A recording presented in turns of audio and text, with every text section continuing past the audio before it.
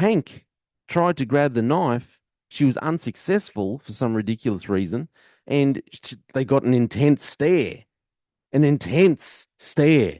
all he could think was the stare.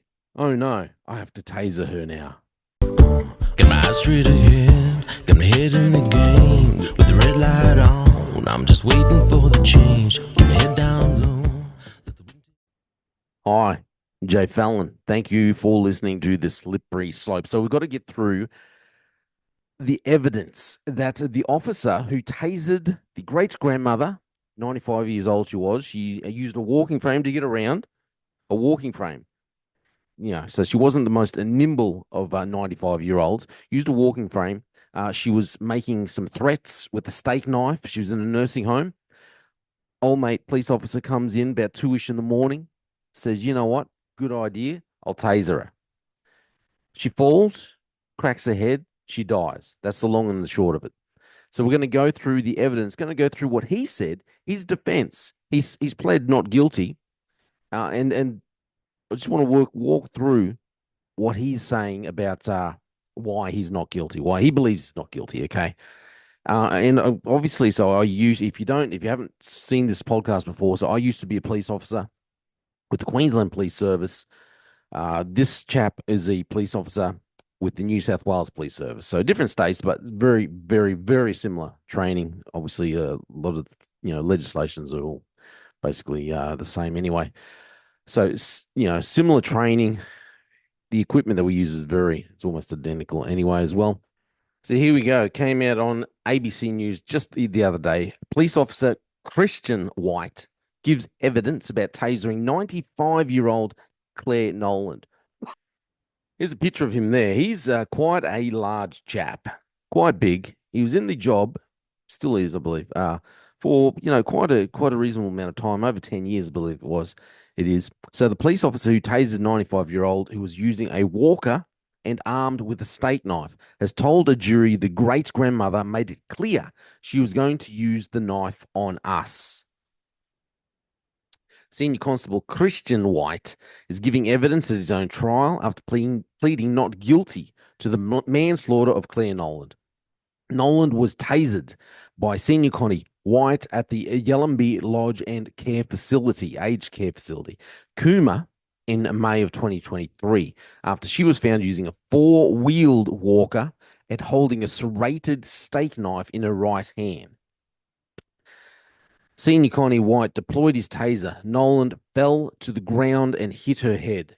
She was taken to Cooma Hospital, where she was diagnosed with an inoperable brain bleed and died a week later.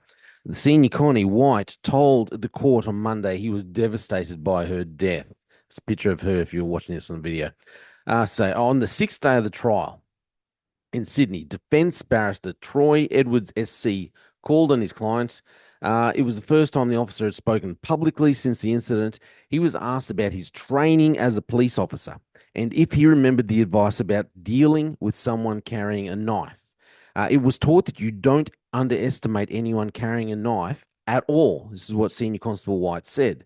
The officer told the jury he did not think Mrs. Nowland would be seriously injured as a result of being tasered and was asked how he felt about her death. I'm upset and devastated. I never intended for her to be injured by it at all. Okay, before I continue reading with the article, I just want to talk about when I was at the academy. So I was in my 30s. And we'd gotten to the section where we were getting trained in the use of the taser. So when it came to tasers and cap spray, you had the option with the taser. You didn't have to, but it was strongly recommended that you actually they use the taser on you. So they wouldn't shoot it and have the prongs stick into you. What they would do, because they would just reuse the same cartridge, they had some tape. They had the ends cut off and just the ends exposed, the wires exposed, and they would tape it on you from different sections of the body.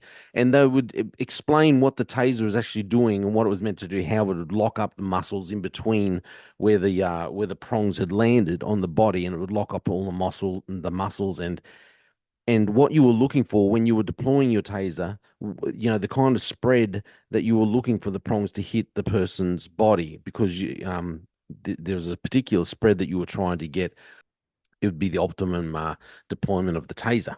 So I was when came to my turn. So I laid down, and placed the they'd placed the wires on either side, either just above my hip, on the very part of my lower back, just on either buttocks. Um, and I'd done some when I was younger. I'd done some work. I used to work with like on a jackhammer, and when they deployed the taser on me, it felt like I had a jackhammer on either side of my leg, on either leg, and I had a jackhammer on both sides, just hammering down on my hips, on the top of my legs, on my back.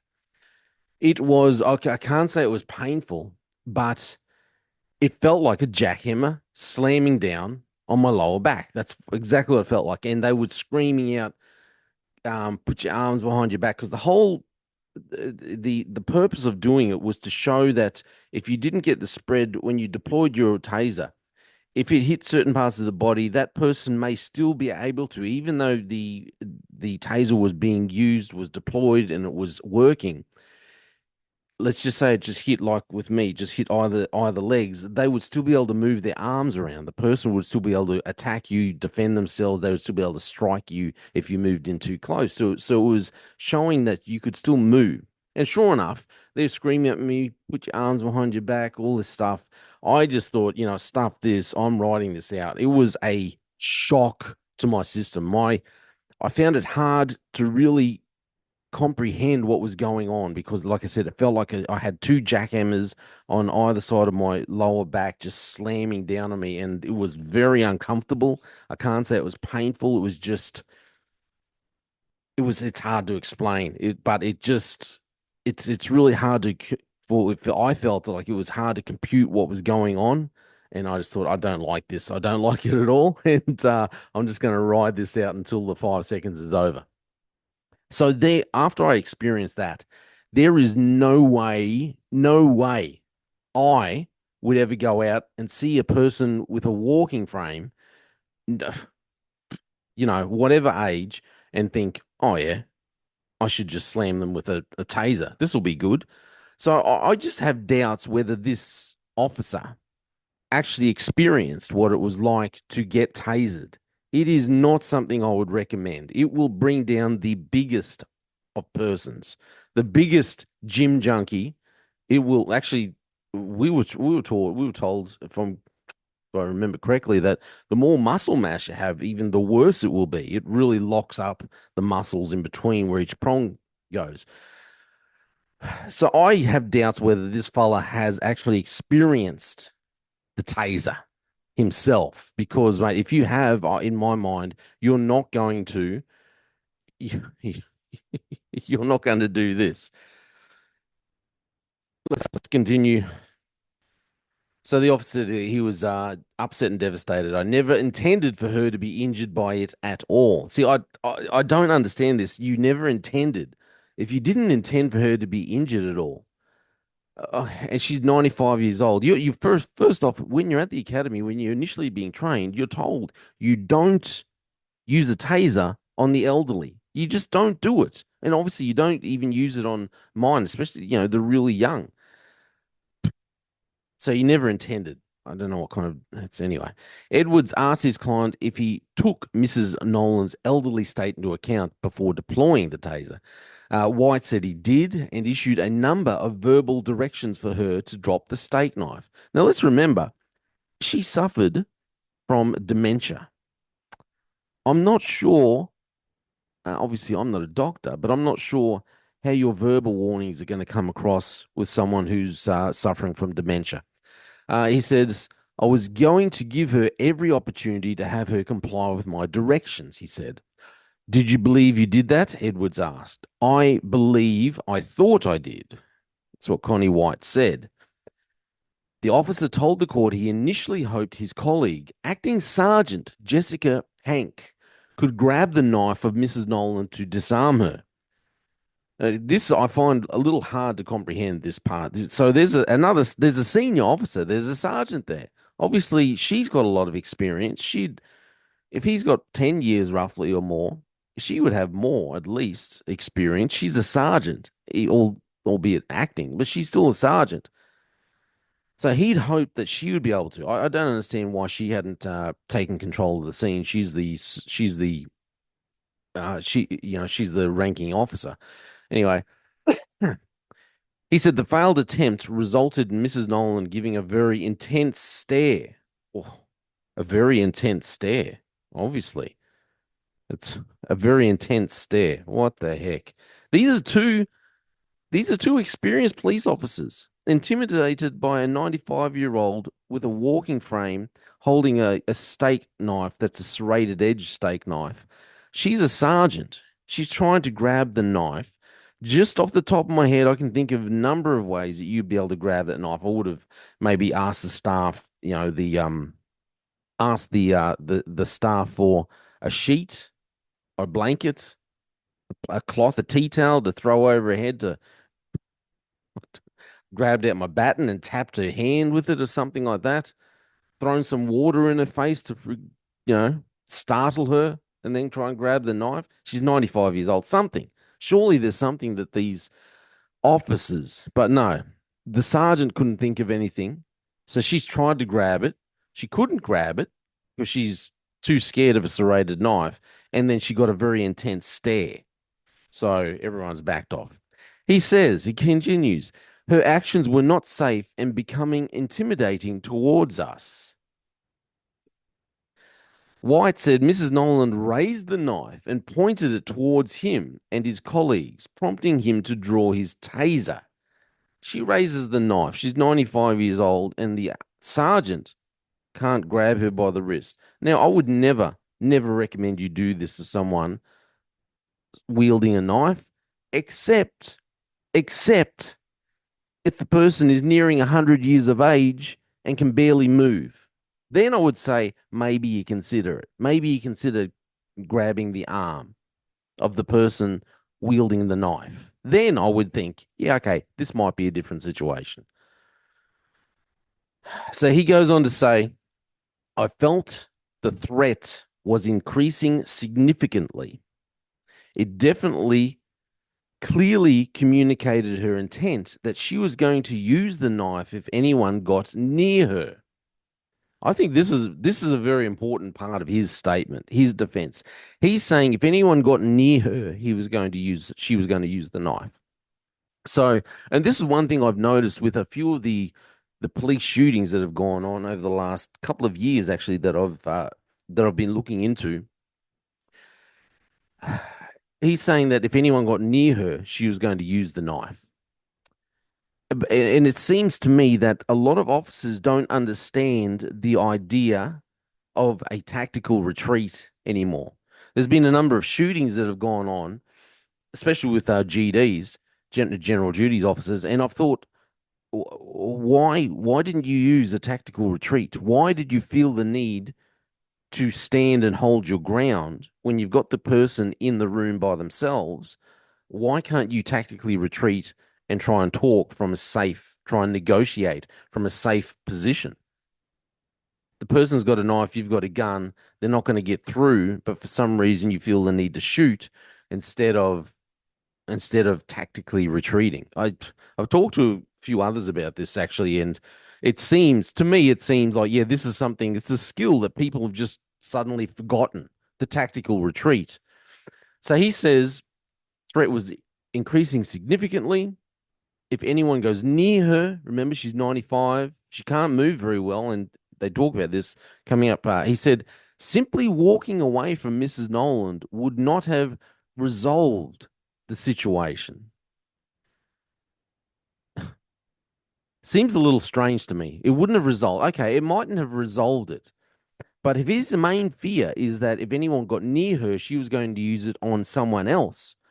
If everyone pulls back and doesn't go near her, if no one's going near her, and if she's not threatening, if he's not concerned that she's going to use the knife on herself, and if no one goes near her, Why can't you just tactically retreat, talk to her from a distance, wear her out maybe? She's 95 years old. She's not going to be able to last that long. Anyway, he says simply walking away. I don't understand this. I really don't. I wouldn't have resolved the situation, and activating the warning arc of his taser was a communication technique to try and scare Claire. 95 years old, I dare say she's got no idea what the flip a taser is. She's got no idea what the warning arc. So I assume he's talking about the little red dot that comes on and okay, the 95-year-old's going to understand all this with 95-year-old with dementia. The jury heard the great grandmother had a half a second pause before she continued walking forwards. There's a picture of him here. He's a big dude. He is not small. This is White. Earlier, he was asked why he said bugger it before to start discharging the taser. He said he took into account the attempts to communicate with Mrs. Nolan were not working. The incident had been going on for several hours. I don't think it was actually, and the danger was increasing. This is the other issue. I'm not sure this is such a great defense. What he's saying, the danger was increasing. How is it increasing? If you get everyone to step back, step out of the room, step out of her reach, she's armed herself with a knife. If she's got no other instruments there that she can arm herself with, no other knives in the vicinity, a 95-year-old who gets around with a walking frame, I don't even know if she could have held on to two knives anyway. Would have been ridiculous. There's no guns present other than the guns the police had. How was how is it going to be increasing? I don't know. He says, I didn't want to tase Claire, but I was also weighing up the safety of everyone present there. Why was anyone else present? You've got a person suffering from dementia, 95 years old. Sorry to harp on that, but it's important. 95 years old with a walking frame. You get everyone out of the room. Tactical retreat. You get everyone out of the room, out of the vicinity, so she can't make a sudden plunge if that's what he was so concerned about, and stab someone or scrape them with the serrated edge. You get everyone out of harm's way, and you continue to talk to her. So he thought, weighing up the safety of everyone present, her intent was clear. She was going to use the knife on us. So he wasn't concerned that the knife was going to be used on herself. I don't think his defense is very good at all. If he was just concerned that they were going to use the knife on us, you get everyone else out of the room. It's just him and the other sergeant who I don't know why you'd have a senior officer there and she's, good for not much. Anyway, and she can't work out what else to do either. Why it's not just you two in harm's way and you can't work out how to put it. Oh, crikey. I'll continue on. The accused said it was his responsibility as a police officer to ensure no one got stabbed. It's one of the core ethos of police to protect life. It's been part of our training from day dot. Senior Constable White told the court he had deployed a taser twice in unrelated incidents before his encounter with Mrs. Nowland. His cross-examination from Crown Prosecutor Bert Hatfield SC, he was asked whether Mrs. Nowland's physical characteristics were taken into account. Did she look like she was frail? Hatfield said. I think you're asking the proverbial piece of string question, Senior Constable White replied. What a stupid answer. Do you think he's being a bit cocky here? You're asking the proverbial piece of string question. Mr. Hatfield repeated the question. The police officer responded by saying she was not the frailest I've seen. Okay. I thought she looked quite well for someone at 95 years of age. Oh, he comes across a little arrogant or dumb. I don't know. The Crown also asked if Senior Constable White felt Mrs. Nowland would be able to reach the distance where he and Acting Sergeant Pank stood. So they were standing between 1.5 and 2 meters away. Remember, walking frame, serrated edged steak knife. In order to stab them, given it took her about a minute, it's taken her, Noland, the 95-year-old, it took her about a minute to move 1 meter from the desk to the doorway.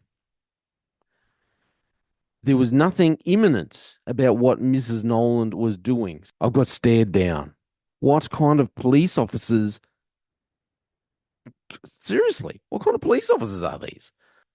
It takes her a minute, 60 seconds to walk 1 meter. They're standing somewhere between 1.5 meters and 2 meters away. So the Crown said there was nothing imminent about what Mrs. Noland was doing. It seemed pretty imminent, her intent that she was going to stab anyone there, he said.